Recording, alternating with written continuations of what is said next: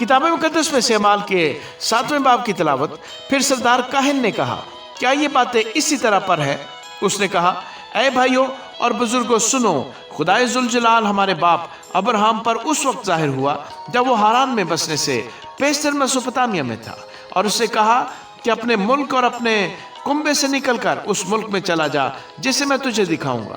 اس پر وہ کسدیوں کے ملک سے نکل کر ہاران میں جا بسا، اور وہاں سے اس کے باپ کے مرنے کے بعد خدا نے اس کو اس ملک میں لا کر بسا دیا جس میں تم اب بسے ہو، اور اس کو کچھ میراث بلکہ قدم رکھنے کی بھی اس میں جگہ نہ دی، مگر وعدہ کیا کہ میں یہ زمین تیرے اور تیرے بعد تیری نسل کے قبضے میں کر دوں گا، حالانکہ اس کی اولاد نہ تھی۔ اور خدا نے یہ فرمایا کہ تیری نسل غیر ملک میں پردیسی ہوگی، وہ ان کو غلامی میں رکھیں گے اور 400 برس تک ان سے بدسلوکی کریں گے۔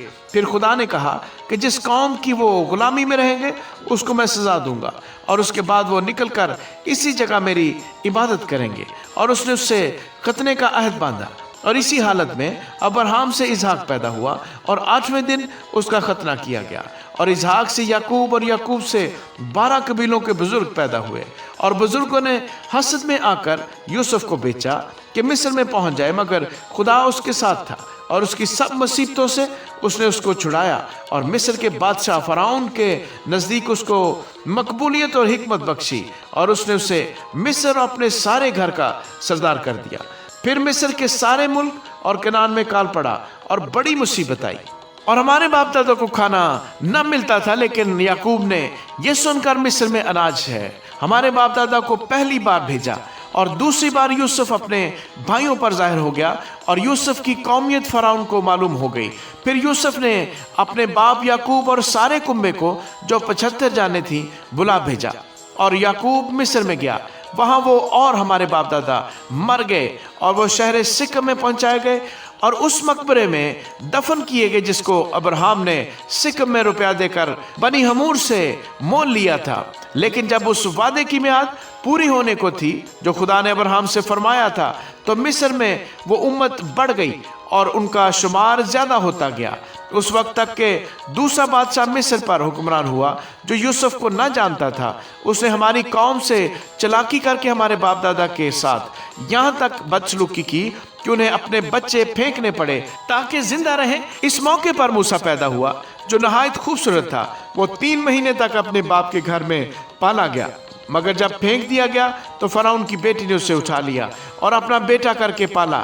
اور موسیٰ نے مصریوں کے تمام علوم کی تعلیم پائی، اور وہ کلام اور کام میں قوت والا تھا۔ اور جب وہ قریباً 40 برس کا ہوا تو اس کے جی میں آیا کہ میں اپنے بھائیوں بنی اسرائیل کا حال دیکھوں، چنانچہ ان میں سے ایک کو ظلم اٹھاتے دیکھ کر اس کی حمایت کی اور مصری کو مار کر مظلوم کا بدلہ لیا۔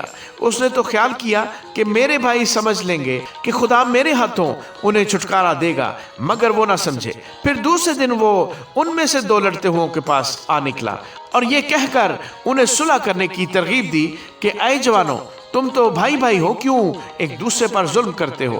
لیکن جو اپنے پڑوسی پر ظلم کر رہا تھا اس نے یہ کہہ کر اسے ہٹا دیا کہ تجھے کس نے ہم پر حاکم اور قاضی مقرر کیا؟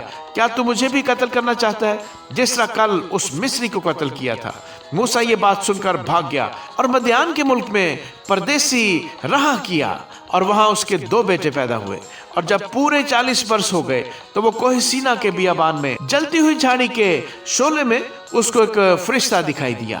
جب موسیٰ نے اس پر نظر کی تو اس نظارے سے تعجب کیا، اور جب دیکھنے کو نزدیک گیا تو خداوند کی آواز آئی کہ میں تیرے باپ دادا کا خدا یعنی ابراہم اور اسحاق اور یعقوب کا خدا ہوں۔ تب موسیٰ کانپ گیا اور اس کو دیکھنے کی جرت نہ رہی۔ خداوند نے اس سے کہا کہ اپنے پاؤں سے جوتی اتار لے، کیونکہ جس جگہ تو کھڑا ہے وہ پاک زمین ہے۔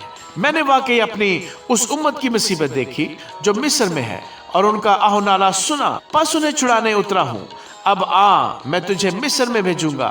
جس موسیٰ کا انہوں نے یہ کہہ کر انکار کیا تھا کہ تجھے کس نے حاکم اور قاضی مقرر کیا، اسی کو خدا نے حاکم اور چھڑانے والا ٹھہرا کر اس فرشتے کے ذریعے سے بھیجا جو اسے جھاڑی میں نظر آیا تھا۔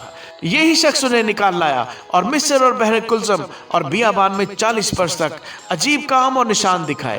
یہ وہی موسیٰ ہے جس نے بنی اسرائیل سے کہا کہ خدا تمہارے بھائیوں میں سے تمہارے لیے مجھ سے ایک نبی پیدا کرے گا یہ وہی ہے جو بیابان کی کلیسیا میں ہے، اس فرشتے کے ساتھ جو کوہ سینا پر اس سے ہم کلام ہوا اور ہمارے باپ دادا کے ساتھ تھا، اسی کو زندہ کلام ملا کہ ہم تک پہنچا دے۔ مگر ہمارے باپ دادا نے اس کے فرمانبردار ہونا نہ چاہا بلکہ اس کو ہٹا دیا، اور ان کے دل مصر کی طرف مائل ہوئے، اور انہوں نے ہارون سے کہا کہ ہمارے لیے ایسے معبود بنا جو ہمارے آگے آگے چلیں، کیونکہ یہ موسیٰ جو ہمیں ملک مصر سے نکال لایا، ہم نہیں جانتے کہ وہ کیا ہوا۔ اور ان دنوں میں انہوں نے ایک بچڑا بنایا اور اس بت کو قربانی چڑھائی اور اپنے ہاتھوں کے کاموں کی خوشی منائی۔ پس خدا نے منہ موڑ کر انہیں چھوڑ دیا کہ آسمانی فوج کو پوجے۔ چنانچہ نبیوں کی کتاب میں لکھا ہے کہ اے اسرائیل کے گھرانے، کیا تم نے بیابان میں 40 برس مجھ کو ذبیحے اور قربانیاں گزرانی؟ بلکہ تم مولک کے خیمے اور رفان دیوتا کے تارے کو لیے پھرتے تھے، یعنی ان مورتوں کو جنہیں تم نے سجدہ کرنے کے لیے بنایا تھا۔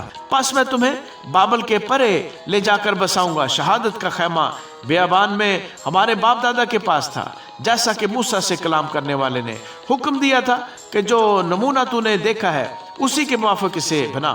اسی خیمے کو ہمارے باپ دادا اگلے بزرگوں سے حاصل کر کے یشوع کے ساتھ لائے، جس وقت ان قوموں کی ملکیت پر قبضہ کیا جن کو خدا نے ہمارے باپ دادا کے سامنے نکال دیا، اور وہ داؤد کے زمانے تک رہا۔ اس پر خدا کی طرف سے فضل ہوا، اور اس نے درخواست کی کہ میں یعقوب کے خدا کے واسطے مسکن تیار کروں، مگر سلیمان نے اس کے لیے گھر بنایا، لیکن باری تالا ہاتھ کے بنائے ہوئے گھروں میں نہیں رہتا۔ چنانچہ نبی کہتا ہے کہ خداوند فرماتا ہے، آسمان میرا تخت اور زمین میرے پاؤں تلے کی چوکی ہے، تم میرے لیے کیسا گھر بناؤ گے؟ یا میری آرامگاہ کون سی ہے؟ کیا یہ سب چیزیں میرے ہاتھ سے نہیں بنی؟ اے گردن کش اور دل اور کان کے نامختونوں، تم ہر وقت روح القدس کی مخالفت کرتے ہو، جیسے تمہارے باپ دادا کرتے تھے ویسے ہی تم بھی کرتے ہو۔ نبیوں میں سے کس کو تمہارے باپ دادا نے نہیں ستایا؟ انہوں نے تو اس راست باز کے آنے کی پیش خبری دینے والوں کو قتل کیا، اور اب تم اس کے پکڑوانے والے اور قاتل ہوئے۔ تم نے فرشتوں کی معرفت سے شریعت تو پائی پر عمل نہ کیا۔ جب انہوں نے یہ باتیں سنی تو جی میں جل گئے اور اس پر دانت پیسنے لگے۔ مگر اس نے روح القدس سے معمور ہو کر آسمان کی طرف غور سے نظر کی، اور خدا کا جلال اور یسوع کو خدا کی داہنی طرف کھڑا دیکھ کر کہا کہ دیکھو، میں آسمان کو کھلا اور ابن آدم کو خدا کی داہنی طرف کھڑا دیکھتا ہوں۔ مگر انہوں نے بڑے زور سے چلا کر اپنے کان بند کر لیے اور ایک دل ہو کر اس پر جھپٹے اور شہر سے باہر نکال کر اس کو سنسار کرنے لگے۔ اور گواہوں نے اپنے کپڑے ساؤل نام ایک جوان کے پاؤں کے پاس رکھ دیے۔ پس یہ استفنس کو سنسار کرتے رہے، اور وہ یہ کہہ کر دعا کرتا رہا کہ اے خداوند یسوع، میری روح کو قبول کر۔ پھر اس نے گھٹنے ٹیک کر بڑی آواز سے پکارا کہ اے خداوند، یہ گناہ ان کے ذمہ نہ لگا، اور یہ کہہ کر سو گیا۔ آمین۔